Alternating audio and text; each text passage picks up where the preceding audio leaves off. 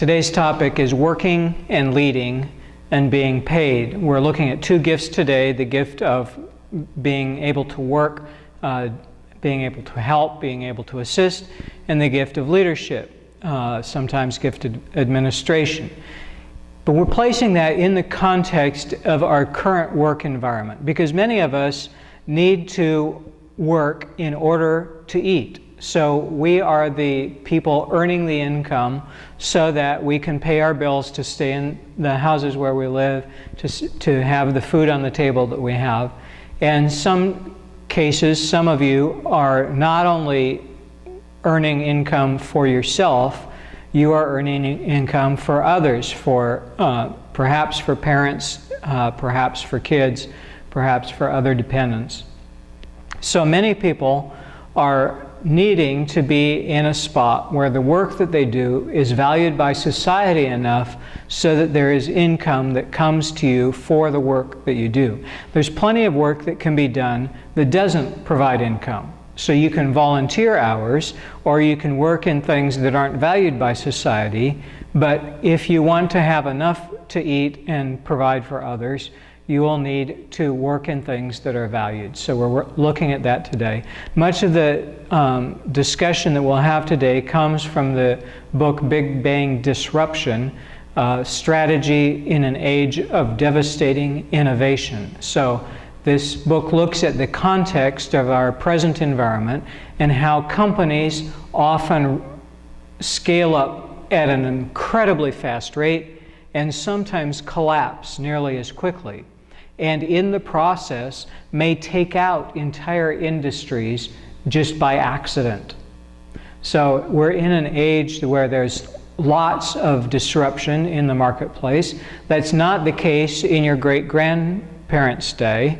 In your great-grandparents' day, many of you could have counted to work on the farm in the same way that they did, unchanged for the most part. When changes came to the farm, they weren't radical changes. They may have seemed different at the time because farming had been so consistent, but they weren't incredibly different. You were still working the same plot of ground, the same animals. Today, things can appear and disappear overnight, and career possibilities can be as volatile. So we'll look at that. So one example, imagine yourself working for McNally or ThomasGuides, both map companies. And for a long time, these were extraordinarily stable businesses. Lots of money invested, lots of time invested, lots of very fine detail work to get everything right, and then to keep it updated involved lots and lots of hours of people's time to make sure everything was accurate. But the problem for someone like me is I drive alone most of the time, and it's the state troopers don't appreciate it very much if, while I'm driving, I pull out a McNally to try and figure out where I am and where I should be going. So while the maps are very helpful, they're inconvenient for me when I'm in the car and driving somewhere and things aren't working out, and I want to see, do I have any alternative routes? And so Garmin came along, and Garmin was extraordinarily helpful. Nice female voice would say, turn right in a mile, and you would know to be able to choose the best route given the conditions of the day.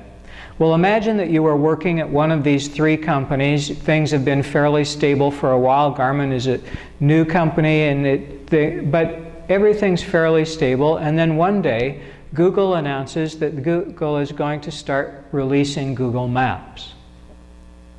Would you have thought anything about it on the day of the announcement?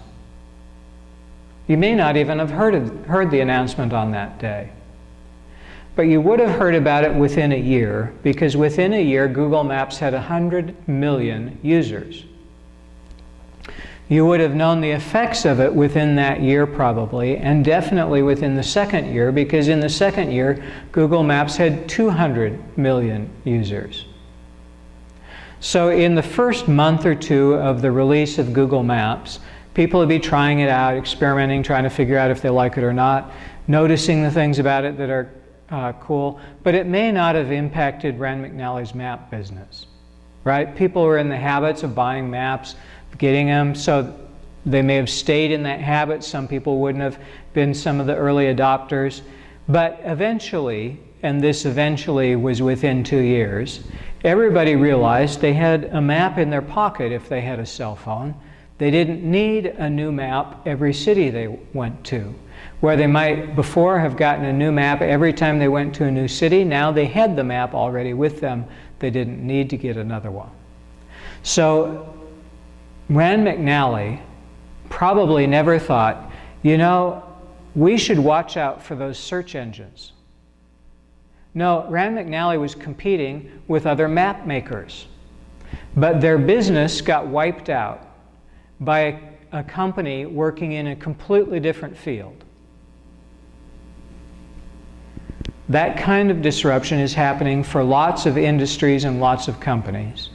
Their market share, their value, completely gone unexpectedly because the competitive focus has been within the industry, but outside the industry comes a wave of disruption. So Big Bang disruption strategy in the age of devastating innovation talks about this phenomena. And one of the things that they point out that's driving this is that prices are falling so rapidly in some industries. So a terabyte of memory used to cost $100 million. And over the course of 30 years, that price fell to where it's under $100. So at $100 million, most of us would say, well, I don't need to figure out what to do with a terabyte because I'm never going to be in a position to be able to have that much. So you don't even dream of what you should do with it. But at $100 or less than $100, lots of people would start to think, well, what can I do with a terabyte? It's so cheap, I can figure out uses for it now. So the rapid decrease of costs in technology has meant that more and more uses can be found for what's increasingly cheaper and cheaper and cheaper. When the price of a terabyte goes from under 100 to under 10, and eventually it'll get to 10 cents, our world is going to be incredibly different because everything's going to be smart. Everything's going to have within it the capacity. When it's under 10 cents, you will have memory everywhere. Everything you look at will be a thinking machine or a thinking object. Everything will have memory. So the change that's coming is unimaginable compared with the change that's already taken place. But the change that's already taken place has allowed industries to spring up overnight because things have gotten so much cheaper. One more example, the cost per raw megabase of DNA sequences in 2001 was $10,000. So $10,000, about the age of some of our people in confirmation class. In the course of their lifetime, the cost has gone down to 10 cents last year. So at $10,000, companies can say, well, that's just too expensive. We can't do anything with that. But at 10 cents, there's plenty of people who could say, you know, I don't even know what that is. But if it used to be worth $10,000 and it's only 10 cents today, I can buy some of that. I can afford that. I can figure out a use for that. At 10 cents, that's cheap enough to be able to figure out all kinds of uses that wouldn't even have been imagined at $10,000. So this rapid fall of price is causing new opportunities to become available that didn't exist, in this case, only 12 years prior. So the falling prices combined with a near perfect market information has led to the status of what we find ourselves in. So the search engines today are able to point you to exactly what you need where before it would have been impossible to find. Where before you couldn't find the answer to the question that you were looking for. Now anything that you need is available on the internet, and you can find it in most cases within a few seconds. In some cases you have to spend a couple hours of exploration, but in most cases what you need is immediately available to everyone. So if a particular store in your community has Black Friday prices that are astounding, everyone will know about it that looks for that information, where before only some people would have heard. So that falling prices plus near perfect market information means that every interested customer can show up on your door about the same time. So where before people would gradually filter in, there'd be early adopters, and then there'd be a process where those early adopters may or may not get the word to the people who would be in the next wave of people who would buy. Now everyone can find out at once. So this leads to what people in this book call catastrophic success. So you're at a spot where sales take off in an unexpected way. So in one of the examples that they have of a company, they were taking on 2 million users, 2 million daily users a week. So every week they're needing to scale up for an unprecedented amount of people. So they're having to buy routers, they're having to have new engineers who can solve the problems, they're having to have new desks, they're having to have HR expand, all the expansion, and one day, they had enough.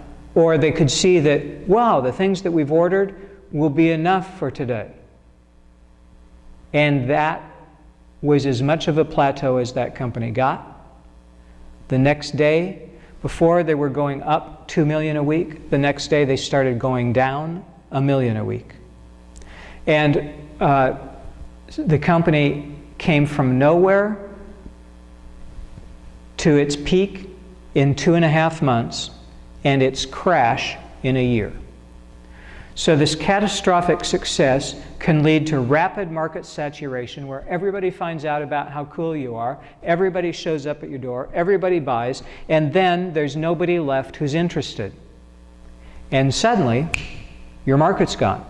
In an instant, what looked like the greatest thing ever crashes. Now, if you're at the spot where you're buying more desks, you're buying more routers, you're buying more personnel, you're just behind, you can't keep up with the orders, and all of a sudden your orders go down, your sales go down, you still have orders in the pipeline for more desks, more routers, more engineers that would have been needed if your sales had continued to escalate, but now your sales are crashing. If you don't get a handle on this instantly, you will have so much inventory excess that your profits from the entire escalation will be wiped out by the rapid plunge in interest. Catastrophic success leads to rapid market saturation and rapid decline. The abandonment by the marketplace can be immediate without warning.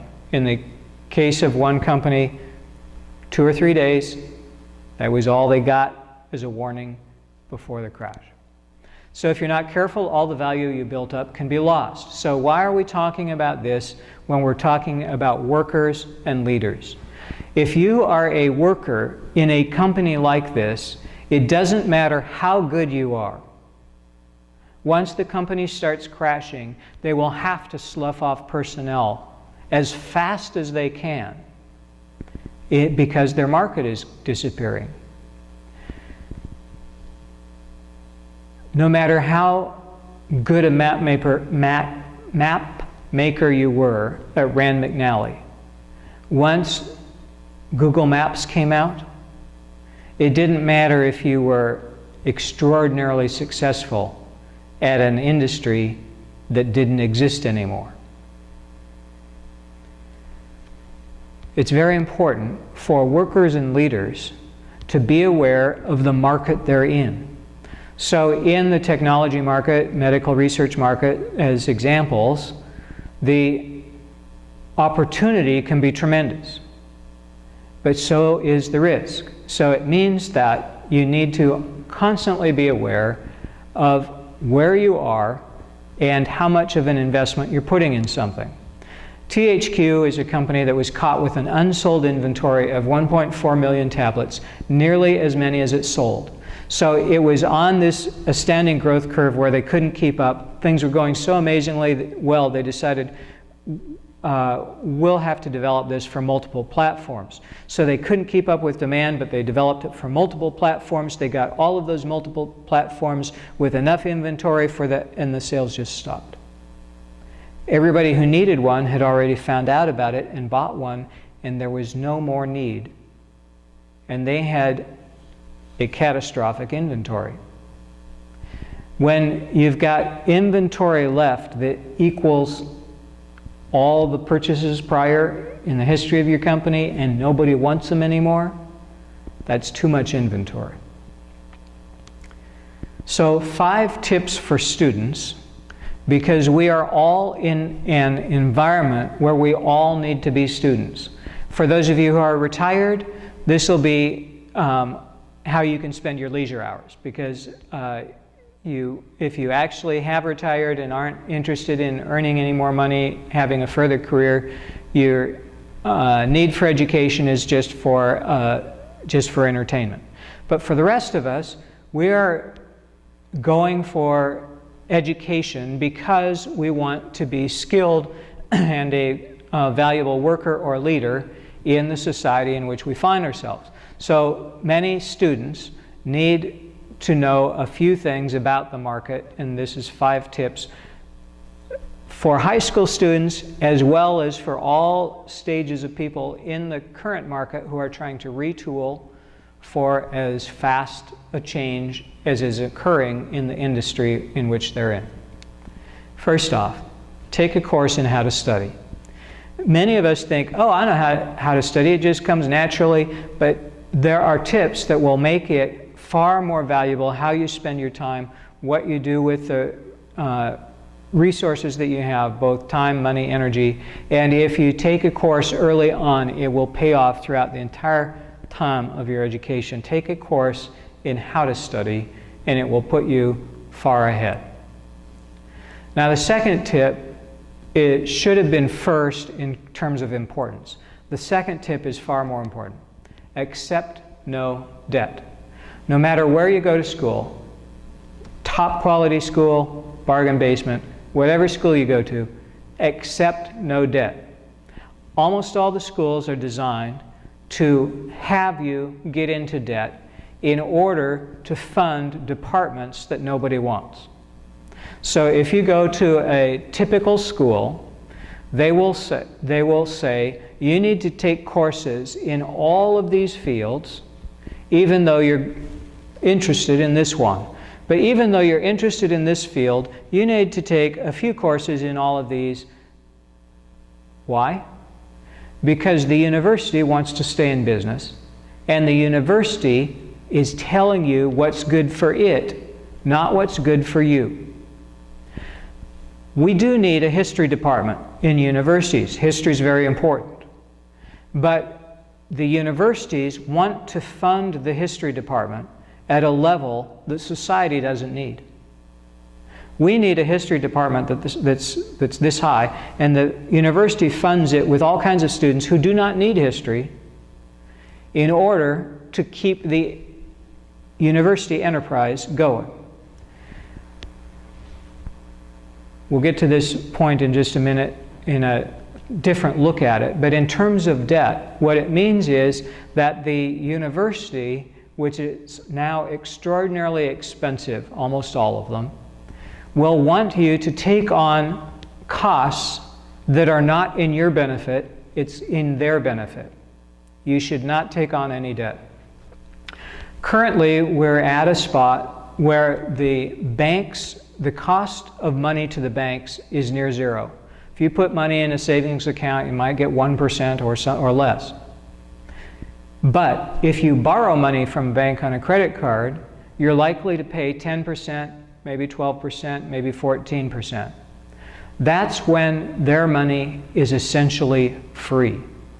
If you are young, you don't realize something that your parents can tell you, which is that the inflation rate that we currently have is not how it always is. In the memory of your parents, the inflation rate was at 10% or higher. So in other words, instead of banks having money at 1%, their money cost 10% or up to 18% a year. And in that environment, they charge interest rates higher than that in order to make a profit. So if they're charging 10% to 14% today when they only need to cover 1%, you can imagine what the rate's going to be once we have an inflation rate that's higher. We've been extraordinarily fortunate and lucky, but everything is cyclical. There will be a time when the rates go up. If you have debt, and a lot of debt, you can easily get to a spot where what you have that looks so manageable now is out of control because the interest rates have changed so much that you can't even pay fast enough to keep at level. The interest rates will increase your debt load.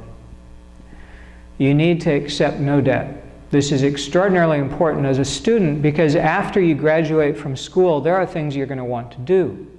You're going to want maybe to fund your own career, which you won't be able to do, or you'll be able to do to a much less extent if you've already taken on debt. You'll probably want to get married. You will have things that would be a wise use of your money. But if you don't have any because you're in debt, it will impact the kinds of vacations and the amount of vacations you can take. It will impact what kind of wedding and what kind of marriage you have. It will impact whether you can buy a house or not. It will impact what kind of house you can get. It will impact at least the next 10 years of your life, and much more likely, for some people graduating with debt loads, it will impact the next 20 or 30 years of their life. It's not worth it. In many industries, students are graduating today into fields that do not hire workers anymore with debt loads that are going to be insurmountable, that will cripple them for life. Don't you get caught in that. Some people will say, oh, I can't do it. I have the school I want to go to. It's a great plan. It just requires a little bit of debt. You can do it. I know from experience that it can be extremely difficult. It can take some creative solutions, but you can graduate debt-free, and it's worth it to do that. Accept no debt. Tip number 3, find a spouse. When you're in school, in a community with people your age, it is the best chance to find people who are compatible with you and to look at a large number of people and begin to find out who is best suited for a lifelong companion for you. Who is best suited, best match for your temperament, for your interests, for the things that you want to do. And it's the best opportunity. I encourage you to look for a spouse early so that you can leave school early if you choose to do that. Follow your path. So we started talking about why the university was set up to give you a path that's in the university's interest, not yours. So the university has a path that they will try to give to you, saying that this is what you need to do to get a degree. But your path, what you need to do, is often completely different from what they have got scheduled for their best interest. Make sure you follow your path. If you're interested in engineering, take engineering, or math, computer science, whatever it is. Whatever your needs are and your interests, you're the one paying the money. You're the one who should be taking the courses that you know are good for you at this point in time. If you need to get more well-rounded and take the classics or take various other subjects that the university wants you to take, you can do that, but you do not need to invest at the level that the university requires you to. Those courses are available online, taught by the best professors in the United States. It costs from $40 to $200 for a complete college course from the best teachers in the United States. So you can always get the education that you need that's outside your interest, but while you're at school, get the things that you know that you need. And the last point, education is nearly free. On the internet, you can look up anything you want, just a simple question. But beyond questions, if you have a geography, geology, anything you want to know, you can find a course on that at a cost often $200 or less, $20 to $200 for a great course. So since education is nearly free, evaluate every cost. If the campus that you're going to has courses that are $4,000 or $40,000, you need to ask for every course, is this how I want to spend $40,000, or would I rather have a boat, or a trip around Europe, or whatever else, or the beginning of a business, whatever else $40,000 would buy. Every cost you need to evaluate in terms of other things you could get with that same amount of money. Do not be snookered into hearing that, well, this is the price, so you just have to pay it. You do not. And you do not need to be in debt. And you should not be in debt. If you can avoid debt, you will have a life that other people will not be able to imagine. How did you pull that off? AT&T and Udacity right now are offering a nano degree certification for $200 a month for 12 months. They'll give you the training you need for a basic entry-level job at AT&T. Now, you may not want an entry-level job, but this gets you in the door, and it's only $200 a month. So you do not need to go to a university where the basic course is more than $1,000, because for $1,000, $2,000, you can get all the training you need for this occupation. Now, Cisco does this also. There's other companies that do this. It's not just these two, but education is at a price point where companies that need workers are going out of their way to make sure that people get the opportunity and get the education. So Great Courses is a company that has 80% off all of its courses over the course of a year. So right now there's 60 courses that are on sale out of 500, but next month there will be a different group. And if you just wait around, you'll be able to take a $700 course for $100. So the best teacher in the United States on a particular topic, you can find 48 lectures for $100. You need to be wise about your investment in education. Now, when you're investing in an education for a particular field, it may not matter if you choose the wrong field. The U.S. apparel industry in 1990 had about 900,000 workers, so nearly 1 million workers in the U.S. apparel industry in 1990. 20 years later, in 2010, there were 150,000. So 750,000 people lost their jobs. If you are in this industry and you are thinking, you know, I just want to increase my skills, so I'll get better, so I'll be able to keep my job. Zero chance of it. When the industry has to get rid of 80% of the workers, any huge amount of workers, it doesn't matter how skilled you are. Often in a change like this, the kinds of people that are needed are completely different. So in 1990, it may have been that what you needed to do was be especially good with a needle and thread or with a sewing machine. And in 2010, what you need to do is be especially good at repairing massive sewing machines that don't just sew one thing at a time, but sew lots of things. Change occurs rapidly across the board. But you need to look at the industry that you're interested in. If you say, Mark, I don't know what industry I'm interested in, pick a subject you're interested in, but take a look at what's going on in that field. Are you going to school just for entertainment? You like a particular field, there's no jobs available in it, but you're just going to go anyway. You need to graduate debt-free so that when you get out, you can still afford to live.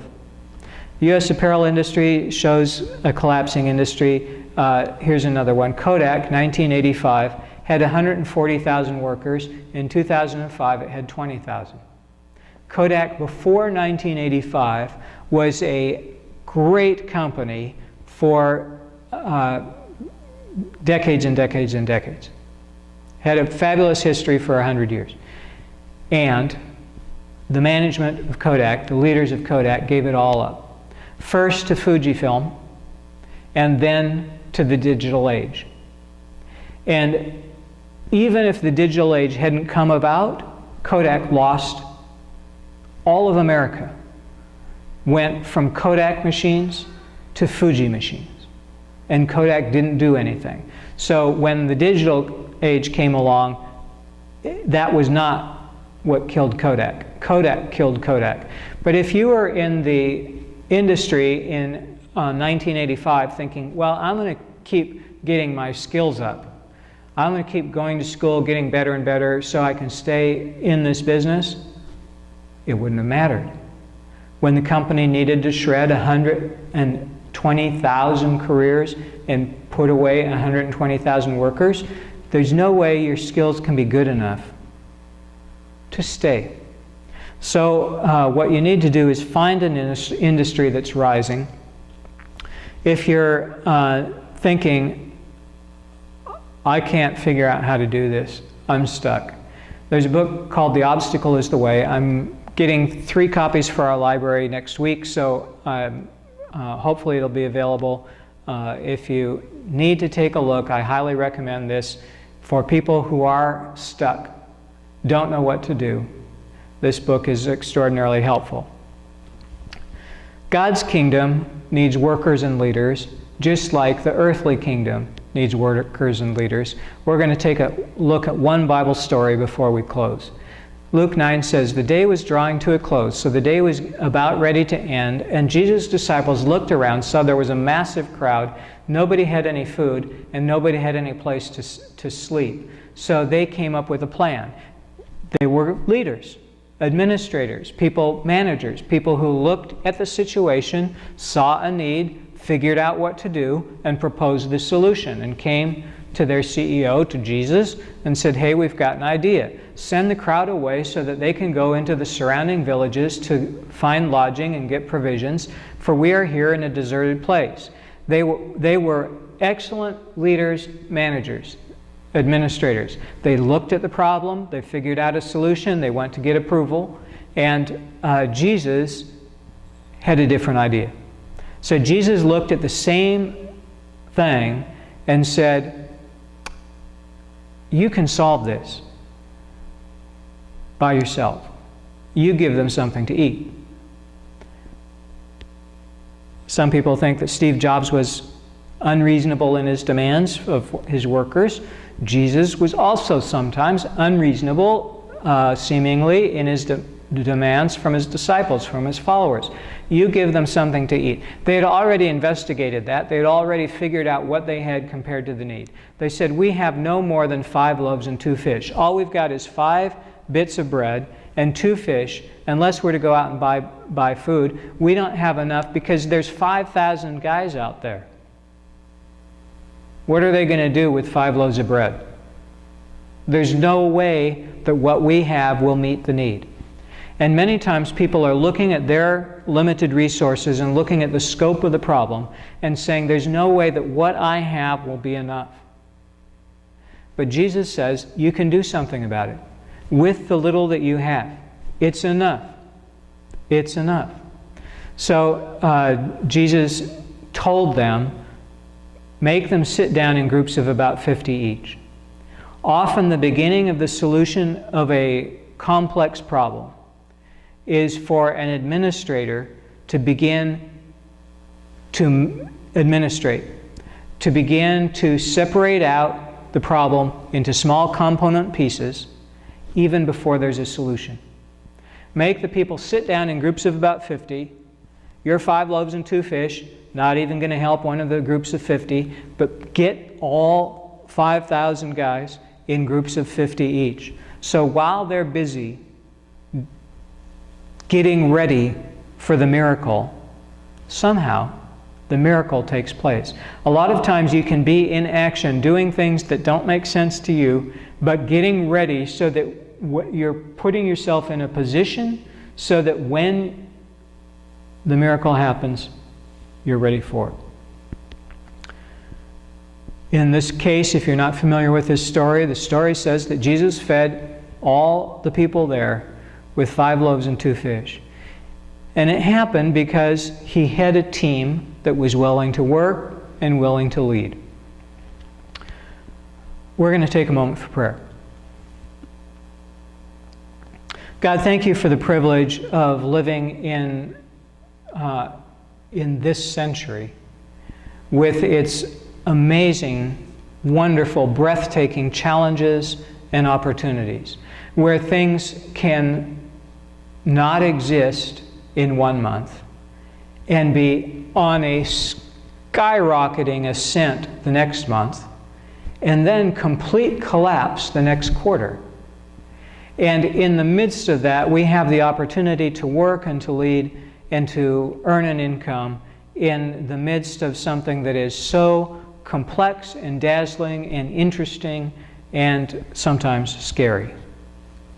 So for people who don't have the skills that they need for the next job that they're going to get, for the next thing they're going to do, I ask that you open their eyes to what today would be good for them to be learning, what today would be good for them to be studying, what today would be good for them to be positioning themselves for tomorrow.